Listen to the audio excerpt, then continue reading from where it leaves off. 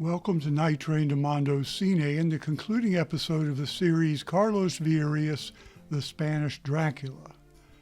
As covered in the last episode, Carlos Villarías wrapped up his Mexican cinema career at the end of 1948 with Comisario en Torno.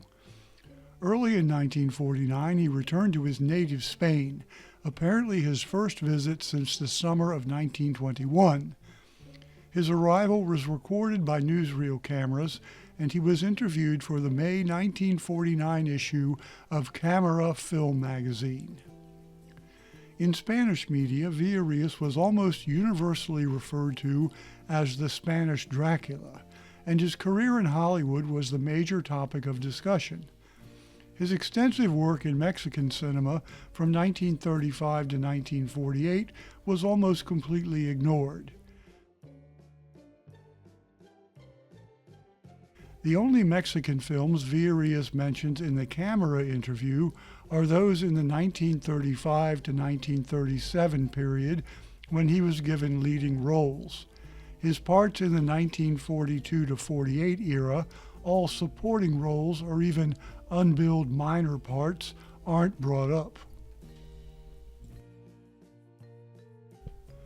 In any case, Spanish magazine readers would have been justified in wondering what he'd been doing for the last 10 years of his life. Villarías told the interviewer that he, quote, would be interested in working in Spanish cinema if I found something interesting artistically and economically. He said he owned several houses in Spain and could live on the rent money for some years. As it developed, a film role turned up in 1949. In October, the cast of Emnar, La Ciudad de Fuego, was announced. This drama was set in North Africa and starred Alicia Palacios, Rafael Luis Calvo, and Carlos Agosti. Agosti would later emigrate to Mexico and have a long screen career, including the role of vampire Count Frankenhausen in El Vampiro Sangriento and La Invasión de los Vampiros. It's unclear if Villarías traveled to Morocco for the filming of Emnar. Production stills do not appear to show him on location with the cast and crew, so he may have only been in footage shot in Madrid studios.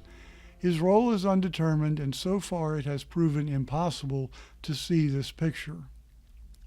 His next film was an international co-production, generally known as Captain Blackjack.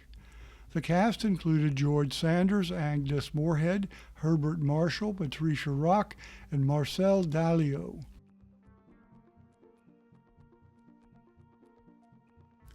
Villarías has a brief but prominent bit part as the manager of a seaside hotel. The picture was apparently shot in English and presumably dubbed into French, Spanish, etc. Villarías did his own English dialogue. Captain Blackjack premiered in Madrid in November 1950. It later received some theatrical distribution in the USA, but mostly in double bill situations. The third and final film Carlos Villarías made in Spain, as far as we know, was yet another international co-production, Decameron Nights. The movie was filmed between May and September 1952 on location in Spain and Italy, and at the Elstree Studios in England. The producer was Mike Frankovich, who cast his wife Binnie Barnes in multiple roles, along with Joan Fontaine, Joan Collins, and Louis Jourdan. very few Spanish actors have significant roles. Carlos Villarías is listed last in the end credits, although his first name is misspelled Carollos. He appears in one brief scene around the 20-minute mark in the 83-minute version of this movie as an innkeeper. Sadly, his dialogue has been redubbed into British accented English. After Decameron Nights, Carlos Villarías apparently made no more films. His life after 1952 is largely a mystery. Online sources claim he passed away in Los Angeles, California in 1976, but no official documentation of this has been found in immigration records, the California state death records, in the Social Security Administration death records, nor have any obituaries been found in contemporary newspapers. It's difficult to understand why Villarías would have returned to the USA from Spain. He does not appear to have become a U.S. citizen. He did not make any appearances in films or television in the USA after the 1940s, and one assumes the cost of living in Spain would have been less than that in California, particularly important if he was living on a fixed income.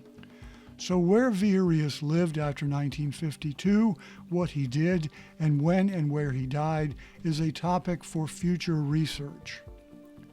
So until such time as we learn more, this is the final episode of Carlos Villarías, the Spanish Dracula. However, Night Train to Mondo Cine will return soon with more topics of interest. Thanks for watching.